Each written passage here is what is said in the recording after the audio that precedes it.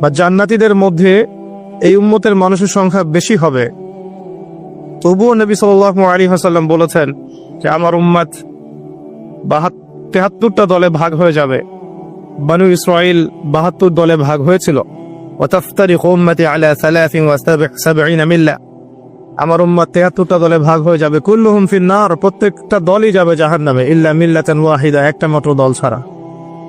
কিলা মান হিয়া ইয়া রাসূলুল্লাহ, বলা হলো তারা কারা হে আল্লাহ রাসূল সাল্লাল্লাহু আলাইহি ওয়াসাল্লাম? নবীজি বললেন মা আনা আলাইহি ওয়া আসহাবি, আমি যার উপরে আছি, আমার সাহাবীরা যার উপরে আছে। দুর্ভাগ্যজনক হচ্ছে ইসলামের নামে যত দলাদলি হয়েছে সবারই এই একটাই দলিল যে মা আনা আলাইহি ওয়া আসহাবি, আমি যার উপরে আছি, আমার সাহাবীরা যার উপরে আছে। সবাই দাবি করে, আমরা তাই করছি। কেন বেশিরভাগ মানুষ জাহান্নামে যাবে? একটা উত্তর আমরা পেলাম, চোখ দিয়েছি দেখেনি, কান দিয়েছি শোনেনি, কলব দিয়েছি উপলব্ধি করেনি। অর্থাৎ আল্লাহর সত্যের সন্ধান তারা পায়নি, সত্যকে মূল্যায়ন করে নাই, আল্লাহ পাকের বিধানের আনুগত্য করেনি। আরেকটা কারণ আছে, সেটা হলো শিরক। কারণ যে বেশিরভাগ মানুষ জাহান্নামে যাবে তাদের আমল নামায় একটা পাপ থাকবে, খুব কমন পাপ, সেটা হলো শিরকের পাপ। কিভাবে এটা বলতে পারি? এভাবে পারি যে আল্লাহ পাক সূরা নিসার মধ্যে বলেছেন ইন্নাল্লাহা লা ইয়াগফিরু আন ইউশরাকা বিহি ওয়া ইয়াগফিরু মা দুনা যালিকা লিমান ইয়াশা। আল্লাহ পাক বলছেন আমি শিরক ছাড়া অন্য যে কোনো গুনাহ যাকে ইচ্ছা ক্ষমা করে দেব।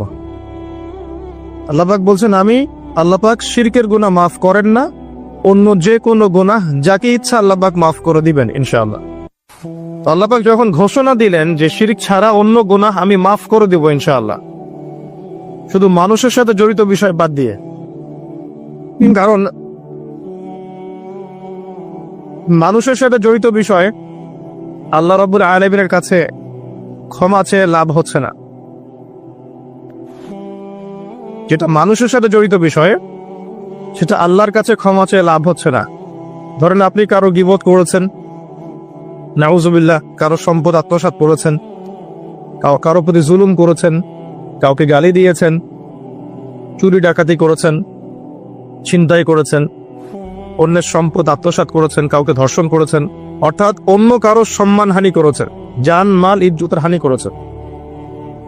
এই বিষয়টার ক্ষমা আল্লাহর কাছে পাওয়া যাবে না। এই ক্ষমাটা ওই বান্দার কাছে নিতে হবে যে ভাই আমি আপনার গীবত করেছিলাম, আমাকে মাফ করে দেন। ভাই আমি আপনার সম্পদ চুরি করেছি, এই নেন, ফেরত নেন। ভাই আমি তোমার জমি আত্মসাৎ করেছি, এটা তোমার, তুমি নিয়ে নাও। ভাই আমি তোমার কাছে টাকা ধার নিয়েছিলাম, দেইনি, এই যে দিয়ে দিলাম, শোধ। প্রতিটা বিষয় যেটা মানুষের সাথে জড়িত, হাক্কুল ইবাদ, এটা আল্লাহর কাছে ক্ষমা হবে না, এটা তার কাছেই ক্ষমা নিতে হবে, এবং এটা খুব কঠিন বিষয়। এর জন্য একটা কলবুন সালিম দরকার হয়, মানে সৎ মনের দরকার হয়। আর এই সৎ মন অনেক দাড়ি টুপির ভিতরেও থাকে না। আমি কি বুঝাতে পারছি? এই মনস্তাত্ত্বিক সততা দাড়ি টুপি জুব্বা পাগড়ির ভিতরে নাও থাকতে পারে, এটা ভিতরের ব্যাপার। যার কলব যত বেশি পরিচ্ছন্ন আলোকিত, সে তত বেশি সৎ হবে ইনশাআল্লাহ। কোনো কোনো ক্ষেত্রে আমি এমনও দেখেছি যে একজন নন মুসলিম হিন্দু সম্প্রদায়ের মানুষ, সে মাপে কম দিচ্ছে না, একজন মুসলিম দিচ্ছে। কোনো কোনো ক্ষেত্রে দেখবেন আপনাদের এলাকায় আগে হিন্দু সম্প্রদায় বেশি ছিল না? আমার জানা মতে রংপুরের এই জায়গায় তো আগে শহর ছিল, তাই না? এখনো এখানে অনেক নিদর্শন আছে।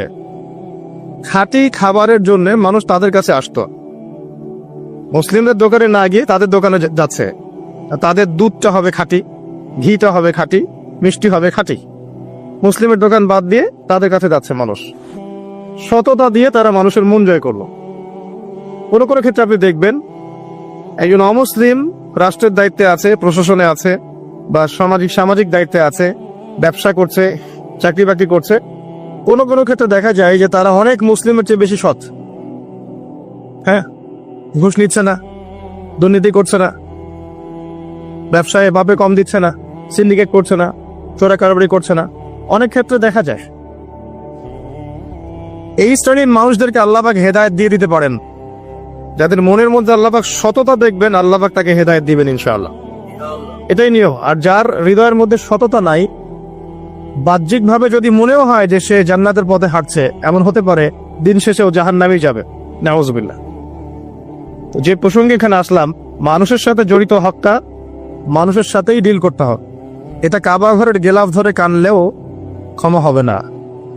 কারণ আল্লাহ পাক তো রহমানুর রহিম নন, শুধু আল্লাহ পাক ন্যায় বিচারকও বটে। কথা কি বুঝতে পারছেন? আল্লাহ পাক শুধু রহমানুর রহিম নন যে সব মাফ করে দিব, একই সাথে শাদীদুল ইকাব, কঠোর শাস্তিদাতাও বটে। এবং আল্লাহ পাকের ন্যায় বিচার, ইনসাফটা সবচেয়ে উপরে। আল্লাহ পাক ইনসাফ করবেন, ইনসাফ করবেন। রহমানুর রহিম কোন অর্থে? আল্লাহ পাক চান যে তার বান্দারা জান্নাতে যাক, এবং তার জন্য আল্লাহ পাক নবী রাসূল পাঠিয়েছেন, আসমানি কিতাব পাঠান, মানুষকে খাওয়ান, পড়ান, হেদায়েত দেন, ভালো মন্দ বোঝান, বিবেক দেন, সবকিছু দেন। রহমানুর রহিম ছাড়া কোন সত্তা এমন করতে পারে?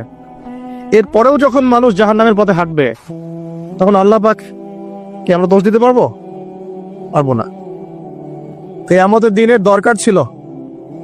আগে আমরা ভাবতাম যে কিয়ামতের দিনের কি দরকার ছিল, ছোটবেলায় ভাবতাম আর কি, যে এত সমস্যা, মানুষ হয়ে জন্ম নিয়েই তো বিপদে পড়ে গেলাম, কিয়ামতের দিনে তো অবস্থা খারাপ, কি জন্য আল্লাহ এত কঠিন শাস্তি দিবেন, জাহান্নাম সৃষ্টি করেছেন ইত্যাদি।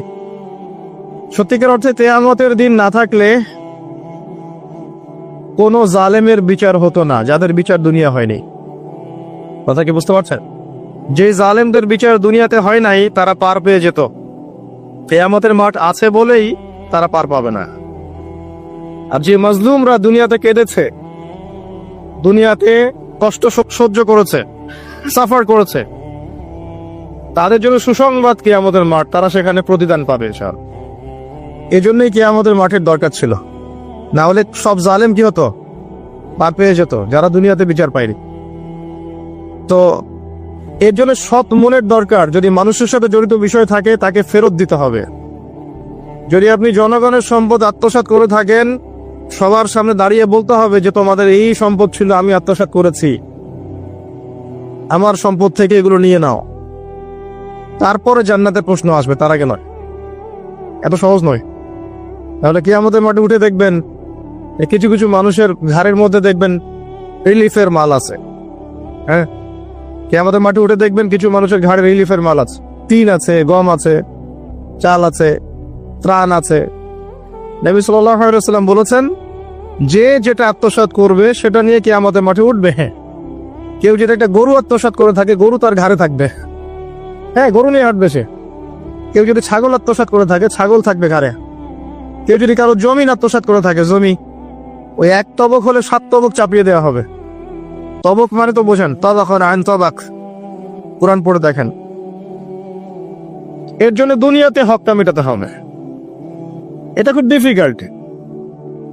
ওমর রাদিয়াল্লাহু আনহু একবার একজন বেদুইনের বুকের মধ্যে লাঠি দিয়ে আঘাত করেছিলেন। আঘাত করাটা তার জন্য জায়েজই ছিল ওই সময়, কারণ সে বিরক্ত করছিল বারবার।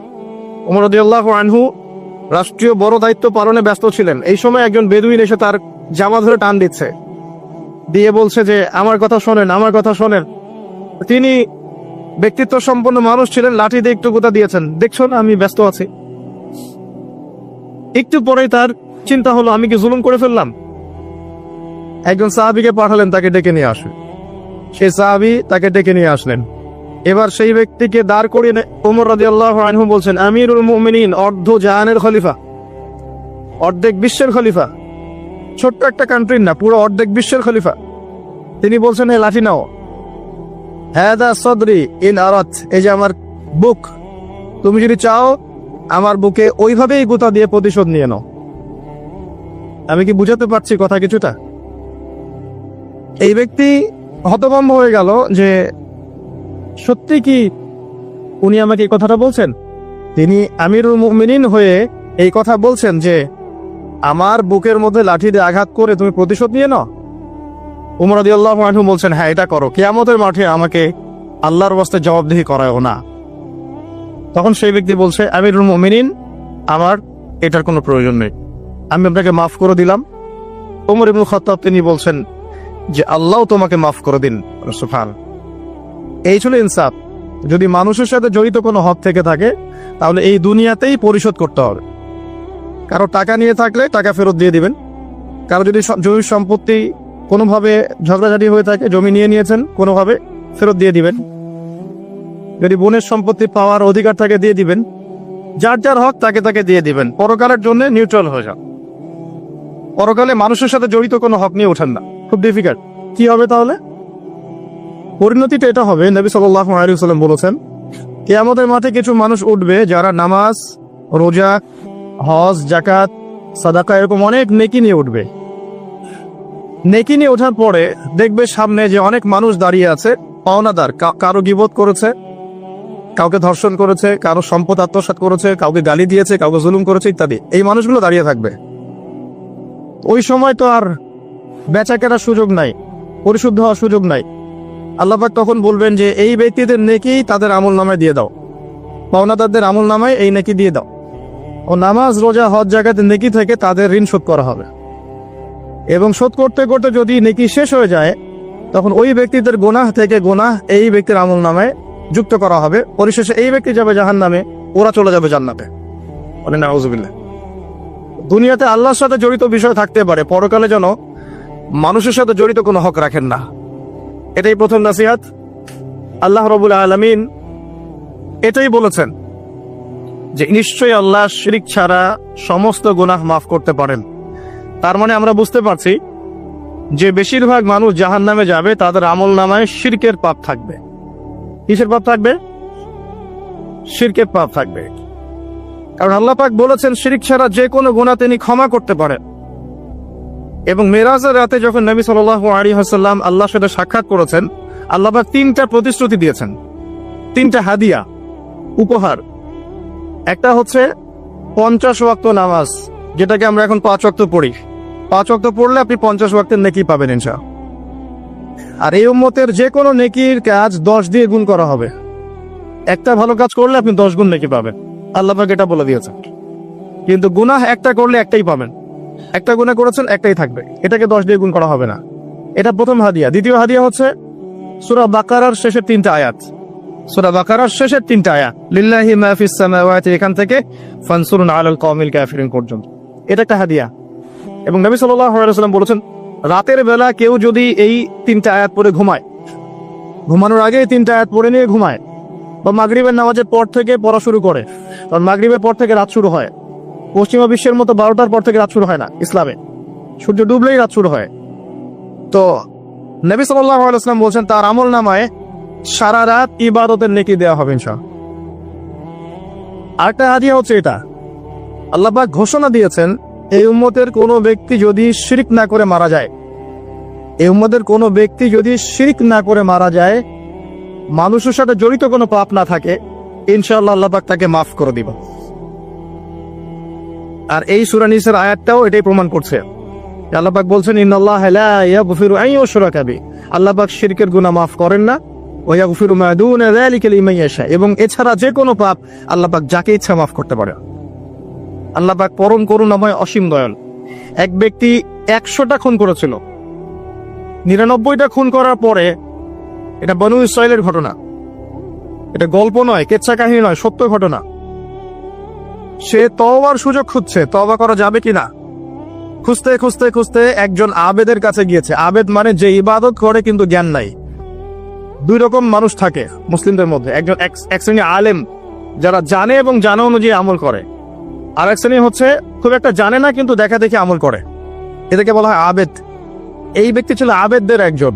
তার কাছে গিয়ে বলছে, আমার কি তওবা হবে? আমি 99টা খুন করেছি, সিরিয়াল কিলার। সেই ব্যক্তি বলেছে, না, তোমার কিসের ক্ষমা? তুমি এতগুলো খুন করেছো, তোমার ক্ষমা হতে পারে? রাগে এই ব্যক্তিকেও সে খুন করেছে, করে 100টা পূর্ণ করেছে। এরপরে আরেকজনের সন্ধান পেয়েছে যে একজন আলেম, তার কাছে গিয়ে তওবার সুযোগ খুঁজছে। সে বলল, হ্যাঁ, তোমার তওবা হবে ইনশাআল্লাহ, তুমি খালেস ভাবে তওবা করো, করে এই এলাকা থেকে চলে যাও। কারণ তওবার পরে নতুন জীবন শুরু করবে, এই পরিবেশে থাকলে তুমি অতীতের হিস্ট্রিগুলো তোমার মনে পড়বে, তুমি চলে যাও দূরে কোথাও, সেখানে গিয়ে থাকা শুরু করো। সে তওবা করে ওইদিকে চলে যাচ্ছিল, রাস্তায় মৃত্যু হয়। এবার 2 শ্রেণীর ফেরেশতা চলে আসছে, জান্নাতের এবং জাহান্নাম। কে তার আত্মা নিবে? আমরা মৃত্যুর সময় টের পেয়ে যাবো যে কে জান্নাতি কে জাহান্নামী। ফেরেশতাদের আকৃতি দেখেই, ঠিক আছে? আর একজন মানুষের মৃত্যু থেকেই তার কিয়ামত শুরু হয়ে যায়। কিয়ামত কবে হবে এর চেয়ে বড় কথা যে মৃত্যুর জন্য আমরা প্রস্তুত কিনা। তো এখন জাহান্নামের ফেরেশতারা রূহ নিতে চাচ্ছে ওই ব্যক্তির, আবার জান্নাতি ফেরেশতারাও চাচ্ছে। দুজনের মাঝখানে একটা ডিবেট চলছে। আল্লাহ রাব্বুল আলামিন তখন কৌশল করে বললেন, তোমরা রাস্তাটা মেপে দেখো, সে যতদূর এসেছিল এই রাস্তার পরিমাপ বেশি না যেখানে যাচ্ছিল এর পরিমাপ বেশি। দেখা গেল সে যতদূর গিয়েছিল এর পরিমাপ বেশি। আল্লাহ পাক জমিনকে প্রশস্ত করে দিলেন। এভাবে কৌশল করে আল্লাহ পাক এই ব্যক্তিকে মাফ করে দিলেন। এখানে আপনাকে খুনের অ্যাক্সেস দেওয়া হচ্ছে না। এই হাদিসটা বলে আপনাকে খুন করতে উৎসাহিত করা হচ্ছে না। আপনাকে বোঝানো হচ্ছে আল্লাহ পাকের মার্সি, দয়া কত প্রশস্ত। আরেক ব্যক্তি ছিল, সে ব্যভিচারিণী, ব্যক্তি না, সে মহিলা। সে ব্যভিচারিণী মহিলা, প্রস্টিটিউশনে ছিল, যাকে আমরা এখন যৌনকর্মী বলি বর্তমান আধুনিক সভ্যতায়, সো কল্ড আধুনিক সভ্যতায়। এবং তাদের অধিকারের জন্য আমরা অনেক কিছুই করতে চেষ্টা করি। আমরা একটা স্লোগানও দেই, আমার দেহ আমার সিদ্ধান্ত, নাউজুবিল্লাহ। তো এই মহিলা রাস্তা দিয়ে যাচ্ছিল, দেখেছে একটা কুকুর পিপাসার্থ, প্রচন্ড পিপাসার্থ, জিহ্বা বেরিয়ে গেছে। তার মায়া লাগলো, সে নিজের মোজাটা খুলে কুয়াতে নামালো। আমি অনেক কষ্ট করে সে পানি উঠালো, উঠিয়ে কুকুরকে পান করিয়েছে। এই একটা কাজের জন্য আল্লাহ পাক তাকে মাফ করে দিয়েছে। আরেকজন ব্যক্তি যে প্রচন্ড পাপী ছিল, মৃত্যুর সময় সে তার সন্তানদেরকে ওসিয়ত করছে যে আমি অনেক অন্যায় করেছি, আল্লাহ যদি আমাকে ধরতে পারেন তাহলে আমার অবস্থা খারাপ। তো আমি যখন মারা যাব তখন আমার দেহটাকে পুড়িয়ে ফেলবে, পুড়িয়ে অর্ধেক ছাই বাতাসে ভাসিয়ে দিবে আর অর্ধেক ছাই সমুদ্রে ভাসিয়ে দিবে। মানে বাতাসে অর্ধেক উড়িয়ে দিবে, সমুদ্রে অর্ধেক ভাসিয়ে দিবে। ছেলেরা তাই করলো। এই ব্যক্তির আকীদা কি, যদি আল্লাহ আমাকে ধরতে পারেন তাহলে খবর আছে। তার মানে ওর আকীদা যে আল্লাহ ধরতে পারবেন না এমন করলো, এটা কিন্তু কুফরি আকীদা, তাই নয় কি? পুনরুত্থানে বিশ্বাস না করাটা কুফরি নয় কি? ইমানের 6টা পিলারে একটা হচ্ছে পরকালে বিশ্বাস, তাই না? একটা পিলারই তো তার মধ্যে নাই। তো সন্তানরা তাই করলো। আল্লাহ পাক সাগরকে বললেন ছাই জমা করে দাও, জমিনকে বললেন ছাই জমা করে দাও। আর বাই দ্য ওয়ে, আল্লাহর আদেশ প্রকৃতি শোনে, মানুষ না শুনলে প্রকৃতি শোনে। সাগরের পরে গিয়ে আপনি দাঁড়িয়ে থাকবেন, এই বিশাল সমুদ্র গর্জন করতে করতে আসবে, এসে বিনয়ের সাথে আপনার পা ধুয়ে দিবে। আল্লাহ পাক তাকে আদেশ করেছেন, তোমার সামনে দাঁড়ালে পা ধুয়ে দিও, অহংকার করো না। আল্লাহ যখন ওই সমুদ্রকে আদেশ করবেন যে এই জনপদের লোকেরা আমার আদেশ মানছে না, জলোচ্ছ্বাস দিয়ে উড়িয়ে দাও, সমুদ্র তাই করবে। প্রকৃতি আল্লাহর কথা শোনে। ছাই জড়ো করা হলো। জড়ো করার পরে আল্লাহ পাক এই ব্যক্তিকে আবার পুনরুজ্জীবিত করে জিজ্ঞাসা করলেন, কি জন্য এই কাজটা করেছেন, কেন এই কাজটা করেছো? তখন এই ব্যক্তি বলছে, হাদিসের কথাগুলো এমন, এই ব্যক্তি বলছে, মিন খাশিয়াতিকা ইয়া রাব্বি, আল্লাহ আমি তোমার ভয়ে এই কাজটা করেছিলাম। আর তুমি খুব ভালো করেই জানো হে আল্লাহ যে আমি তোমার ভয়ে করেছি না অন্য কোনো কারণে করেছি। আল্লাহ পাক বললেন, আমি তোমাকে মাফ করে দিলাম। আর দুজন ব্যক্তি, এটা বলে সামনে যাচ্ছেন, আর দুজন ব্যক্তি, এটা আমাদের মুসলিমদের জন্য শিক্ষা আছে। আমরা মুসলিমরা মনে করি যে আমরা সুপিরিয়র হয়ে গেছি। মাশাআল্লাহ, জুমার নামাজে আসি, রমজানের রোজা রাখি, মাঝে মাঝে একটু যাকাত দেই, সুযোগ পেলে একটা হজ উমরা করে আসি, তাই না? মাঝে মাঝে মসজিদে এসে নামাজ পড়ি, আমরা মনে হয় জান্নাতের সার্টিফিকেট পেয়ে গেছে, আমরা এমনটা মনে করি আর কি। দুই ব্যক্তি, একজন অনেক আল্লাহওয়ালা মানুষ, আর একজন হচ্ছে যে আল্লাহর দিনের খুব একটা পরোয়া করে না। এই বন্ধু সেই বন্ধুকে দাওয়াত দেয়, দিনের পথে আসো, দিনের পথে আসো আসো। এই ব্যক্তি শোনে না। তো একদিন এই ব্যক্তি বলে ফেললো, যে ব্যক্তি একটু পায়াস টাইপের রিলিজিয়াস মুসলিম, সে বলে ফেললো যে আল্লাহ তোকে কখনো মাফ করবে না। কথাটা শোনেন, আল্লাহ তোকে মাফ করবে না, তোকে এত ডাকি দাওয়াত দিয়ে তুই কথা শুনিস না। মৃত্যুর পরে আল্লাহ পাক এই দুইজনকে জীবিত করলেন। জীবিত করে বললেন, কে তোমাকে ইখতিয়ার দিয়েছে যে আমি কাউকে ক্ষমা করব কি করব না এই বিষয়ে সিদ্ধান্ত দেওয়ার? আজকে আমি ওকে মাফ করে দিলাম আর তোমাকে জাহান্নামে দিলাম, যাও। যার মনের মধ্যে জর্রা পরিমাণ অহংকার থাকবে সে ব্যক্তি জান্নাতে যেতে পারবে না। আর অহংকার এবং রিয়াটা এত সূক্ষ্ম যে অন্ধকার রাতে কালো পাথরের উপরে যদি কালো পিঁপড়া হাঁটে, এটা যেমন সূক্ষ্ম, রিয়া এবং অহংকার এতটাই সূক্ষ্ম। এবং যখন আপনারা ইসলামিক ব্যক্তিত্বদেরকে নিয়ে আইওয়াস এবং শোডাউনে লিপ্ত হন, তখন অহংকার তাদের মনের মধ্যে চলে আসতে পারে। এই বিষয়গুলো থেকে সম্পূর্ণ দূরে থাকা উচিত। আল্লাহ পাক আপনাদেরকে বোঝার তৌফিক দান করুন। শিরকের পাপ থেকে বেঁচে থাকুন, মানুষের সাথে জড়িত পাপ থেকে বেঁচে থাকুন। আল্লাহ পাক পরম করুণাময়, অসীম দয়ালু। আল্লাহ পাক সমস্ত গুনাহ মাফ করতে পারেন। এর মানে এই নয় যে গুনার এক্সেস দেওয়া হচ্ছে, লাইসেন্স দেওয়া হচ্ছে, এমনটা নয়। আল্লাহ পাকের দয়া বোঝানো হচ্ছে। আল্লাহ আপনাকে ভালোবাসেন এবং আল্লাহই আপনাকে প্রকৃত অর্থে ভালোবাসেন, বাকিরা আপনাকে স্বার্থের জন্য ভালোবাসেন। মনে রাখবেন, প্রকৃত অর্থে শুধু আল্লাহই তার বান্দাদেরকে ভালোবাসেন, বাকিরা মানুষের অবস্থানকে ভালোবাসে, মানুষের ব্যক্তিসত্তাকে নয়, আপনার আত্মাকে নয়, আপনার অবস্থানকে। এটা আপনি হারে হারে উপলব্ধি করবেন যত দিন যাবে। বাকি বিষয়গুলো স্বার্থকেন্দ্রিক। আল্লাহ রাব্বুল আলামিনের ভালোবাসা স্বার্থকেন্দ্রিক নয়, নিঃস্বার্থ। আল্লাহর জন্য ভালোবাসো। মাকে ভালোবাসেন আল্লাহর জন্য, বাবাকে ভালোবাসেন আল্লাহর জন্য, আপনি সন্তান সন্ততিকে ভালোবাসেন আল্লাহর জন্য, স্ত্রীকে ভালোবাসেন আল্লাহর জন্য। তাদের জন্য করেন আল্লাহকে সন্তুষ্ট করার জন্য, তাদের কাছে কিছু পাওয়ার আশায় না। যখন আপনি কারোর কাছে কিছু পাওয়ার আশা করবেন, তখন তার কাছ থেকে কষ্ট পাবেন। যখন কারো কাছে কিছু পাওয়ার জন্য আপনি আশা করবেন, তখন তার কাছে কষ্ট পাবেন। এর বাইরে একটা ভালোবাসা থেকে, ডিভাইন, আল্লাহর পক্ষ থেকে আসে। সেই দুই ব্যক্তি যারা আরশের ছায়ায় ছায়া পাবে, ওই 7 শ্রেণীর মধ্যে এক শ্রেণী হচ্ছে ওই দুই ব্যক্তি যারা একে অপরকে শুধু আল্লাহর জন্য ভালোবাসতো। এই ভালোবাসা, মুআমালাত, আপনার উঠা বসা, চলাফেরা, ইবাদত, প্রতিটা কাজ হোক শুধু আল্লাহর সন্তুষ্টির জন্য। এটাই হচ্ছে তাওহীদের চূড়ান্ত লেভেল। তখন গিয়ে আপনি আল্লাহর মারিফাত বুঝতে পারবেন, আল্লাহকে আপনি আপন করে পাবেন। যখন ডাকবেন, দেখবেন আল্লাহ আপনার কাছে আছে। এমন সময় দেখবেন মনে মনে কিছু চিন্তা করেছেন যে আমার এটা দরকার, দেখবেন বাসায় গিয়ে ওটা হাজির আপনার সামনে। নবী সাল্লাল্লাহু আলাইহি ওয়াসাল্লাম এটাই বলেছেন, জুতার ফিতার প্রয়োজন হলেও আল্লাহর কাছে চেয়ে নাও। তোমার যদি জুতার ফিতার প্রয়োজন হয়, আল্লাহর কাছে চেয়ে নাও, কারো কাছে চেয়েও না। আব্দুর রহমান বিন আউফ রাদিয়াল্লাহু আনহু মদিনায় গিয়েছেন হিজরত করে। অন্য একজন সাহাবী বলছেন, আমার 2টা বাড়ি আছে, একটা নিয়ে নেন, 2টা জমি আছে, একটা নিয়ে নেন। আব্দুর রহমান বিন আউফ তিনি বলছেন, আরিনি আইনাস সুক, আমাকে দেখিয়ে দাও যে বাজার কোথায়। অল্প কিছু খেজুর কিনলেন, আল্লাহর প্রতি তাওয়াক্কুল করে গায়রাতের পরিচয় দিলেন, ব্যক্তিত্বের পরিচয় দিলেন, দিয়ে তিনি চলে গেলেন বাজারে। বাজারে গিয়ে ব্যবসা শুরু করলেন। মাত্র 7 বছরের ব্যবধানে তিনি মদিনার শ্রেষ্ঠ ধনীদের একজন হয়েছে। আল্লাহর হয়ে যান, শুধু আল্লাহকে আপন করে নেন, দেখবেন সবকিছু আপনার অনুকূলে ইনশাআল্লাহ। ইন্না সলাতি ওয়া নুসুকি ওয়া মাহইয়ায়া ওয়া মামাতি লিল্লাহি রাব্বিল আলামিন, এই কনসেপ্টে আসেন। ইব্রাহিম আলাইহিস সালাম বলেছেন, আমার সালাত, আমার যত কুরবানি, আমার জীবন, আমার হায়াত, মৃত্যু সবকিছু আল্লাহর জন্য। তখন দেখবেন দুনিয়াতে যদি আল্লাহর পথে চলতে আপনি বাধা পান, বিপত্তি পান, কষ্ট পান, দুঃখ কষ্ট আসে, বালা মুসিবত আসে, আপনার মুখে হাসি থাকবে। আপনি বুঝবেন এগুলো আল্লাহর জন্য, আল্লাহ এগুলোর প্রতিদান দিবেন ইনশাআল্লাহ। এবার আসেন আরেকটা পয়েন্ট এসে আমি আলোচনা শেষ করতে চাই। আমাদের সামনে একটা মৌসুম অপেক্ষা করছে আল্লাহর ক্ষমা পাওয়ার। 3 শ্রেণীর মানুষের জন্য নবী সাল্লাল্লাহু আলাইহি ওয়াসাল্লাম অভিশাপ দিয়েছেন। অভিশাপ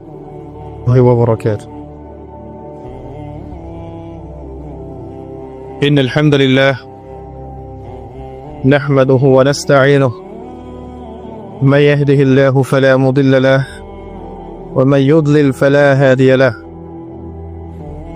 ونشهد أن لا إله إلا الله وحده لا شريك له ونشهد أن محمدا عبده ورسوله أما بعد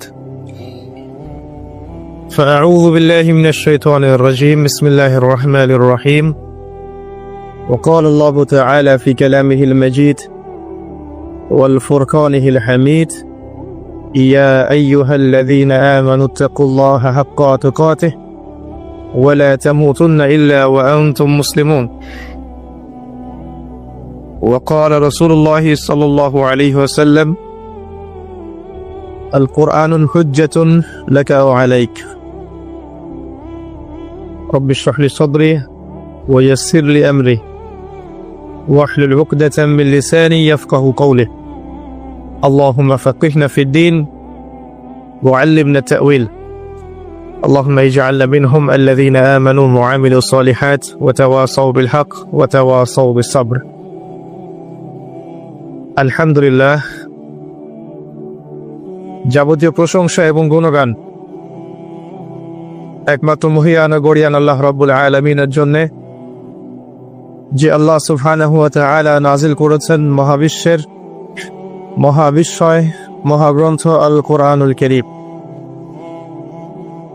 যে আল্লাহ পাক আমাদেরকে আজকে সুস্থ শরীরে মসজিদে আসার তৌফিক দান করেছেন, আমাদেরকে মুসলিম পরিবারে জন্মগ্রহণ করার তৌফিক দান করেছেন, মুহাম্মদ সাল্লাল্লাহু আলাইহি ওয়াসাল্লামের উম্মাহ হওয়ার সৌভাগ্য দান করেছেন। সকলেই শুকরিয়া আদায় করি, বলি আলহামদুলিল্লাহ। অগণিত অসংখ্য দরুদ এবং সালাত বর্ষিত হোক মহান আল্লাহ প্রেরিত সর্বশেষ এবং চূড়ান্ত নবী, মানবতার মুক্তির দূত মুহাম্মদুর রাসূলুল্লাহ সাল্লাল্লাহু আলাইহি ওয়াসাল্লামের প্রতি। আমরা সংক্ষিপ্ত আকারে দরুদ পড়ি। আল্লাহুম্মা সাল্লি আলা মুহাম্মদ, আল্লাহুম্মা বারিক আলা মুহাম্মদ। সম্মানিত উপস্থিতি, কেমন আছেন আপনারা? আলহামদুলিল্লাহ আলা কুল্লি হাল ওয়া ফি কুল্লি মাকান। আমরা পবিত্র জুমার দিনে আছি। আল্লাহ পাক জুমার দিনে খুতবা শ্রবণ এবং সালাত আদায়ের উদ্দেশ্যে সুস্থ শরীরে মসজিদে আসার তৌফিক দিয়েছেন। আবারও বলি আলহামদুলিল্লাহ। রাসূলুল্লাহ সাল্লাল্লাহু আলাইহি ওয়াসাল্লাম বলেছেন, জুমার দিনে কেউ যদি সকাল সকাল গোসল করে এবং উত্তম কাপড় পরিধান করে, সুগন্ধি ব্যবহার করে, সকাল সকাল মসজিদে আসে এবং পায়ে হেঁটে মসজিদে আসে, ইমামের কাছাকাছি বসে, মনোযোগের সাথে খুতবা শ্রবণ করে, খুতবা চলাকালীন সময়ে কাউকে কষ্ট দেয় না, এমনকি কেউ যদি কথা বলে তাকে এটাও বলবে না যে চুপ করো, এবং ইমামের সাথে নামাজ শেষ করে, নবী সাল্লাল্লাহু আলাইহি ওয়াসাল্লাম বলেছেন, এই ব্যক্তির আমলনামায় প্রত্যেক পদক্ষেপের বিনিময়ে 1 বছরের নফল নামাজ, 1 বছরের নফল রোজার নেকি দেয়া হবে। এই বিশাল নেকিটা নষ্ট হয়ে যাবে যদি খুতবা চলাকালীন সময় আমরা কথাবার্তা বলি, মোবাইলে ব্যস্ত থাকি, লুকিয়ে লুকিয়ে ভিডিও করি, ফটো সেশন করতে থাকি ইত্যাদি, অন্যকে কষ্ট দেই, আপোষে কথাবার্তা বলি, তাহলে এই পুরো নেকিটা নষ্ট হয়ে যাক। দেখবেন এটা বলে দেওয়ার পরেও কিছু মানুষ কথা বলবে, এই কাজ করবে। আল্লাহ পাক বলেছেন কিছু মানুষ সম্পর্কে, লাহুম কুলুবুন লা ইয়াফকাহুনা বিহা, আমি হৃদয় দিয়েছি উপলব্ধি করে না, ওয়া লাহুম আযানুন লা ইয়াসমাউনা বিহা, শ্রবণ ইন্দ্রিয় দিয়েছি শুনবে না, ওয়া লাহুম আ'য়ুনুন লা ইউবসিরুনা বিহা, চোখ দিয়েছি দেখবে না। আল্লাহ বলেছেন এমন কিছু মানুষের কথা, এবং তাদের বিষয়ে আল্লাহ বলছেন, উলাইকা কাল আনআম, এরা হচ্ছে গবাদি পশুর মতো, জাস্ট লাইক ক্যাটলস, গবাদি পশু, জন্তু জানোয়ারের মতো। বাল হুম আদাল, বরং তার চাইতেও নিকৃষ্ট। উলাইকা হুমুল গাফিলুন, এরা হচ্ছে গাফেল সম্প্রদায়। আল্লাহ পাক এদেরকে দিয়েই জাহান্নাম পূর্ণ করবেন। ওয়ালাকাদ যারানা লিজাহান্নামা কাসীরাম মিনাল জিন্নি ওয়াল ইনস, প্রচুর জিন আর মানুষকে দিয়ে আমি জাহান্নাম পূর্ণ করব। অপরাধ এটাই, চোখ দিয়েছি দেখে নাই, কান দিয়েছি শোনে নাই, হৃদয় দিয়েছি উপলব্ধি করে নাই, এটাই অপরাধ। আর সহিহ বুখারীর মধ্যে 4 বার একটা হাদিস এসেছে যে আল্লাহ পাক আদম আলাইহিস সালামকে ডাকবেন কিয়ামতের মাঠে এবং বলবেন, তোমার সন্তানদের মধ্য থেকে জাহান্নামীদেরকে আলাদা করে দাও। আদম আলাইহিস সালাম বলবেন, কতজন হে আল্লাহ? আল্লাহ পাক বলবেন, প্রতি 1999 জনকে জাহান্নামের জন্য আলাদা করে দাও। যদিও এই উম্মতের বেশিরভাগ মানুষ জান্নাতে যাবে ইনশাআল্লাহ, বা জান্নাতীদের মধ্যে এই উম্মতের মানুষের সংখ্যা বেশি হবে, তবুও নবী সাল্লাল্লাহু আলাইহি ওয়াসাল্লাম বলেছেন যে আমার উম্মত 73টা দলে ভাগ হয়ে যাবে। বনু ইসরাইল 72 দলে ভাগ হয়েছিল। ওয়াতাফতারিকু উম্মতি আলা 73 মিল্লা, আমার উম্মত 73টা দলে ভাগ হয়ে যাবে। কুল্লুহুম ফিন নার, প্রত্যেকটা দলই যাবে জাহান্নামে, ইল্লা মিল্লাতান ওয়াহিদা, একটা মাত্র দল ছাড়া। কিলা মান হিয়া ইয়া রাসূলুল্লাহ, বলা হলো তারা কারা হে আল্লাহ রাসূল সাল্লাল্লাহু আলাইহি ওয়াসাল্লাম? নবীজি বললেন, মা আনা আলাইহি ওয়া আসহাবি, আমি যার উপরে আছি, আমার সাহাবীরা যার উপরে আছে। দুর্ভাগ্যজনক হচ্ছে ইসলামের নামে যত দলাদলি হয়েছে সবারই এই একটাই দলিল যে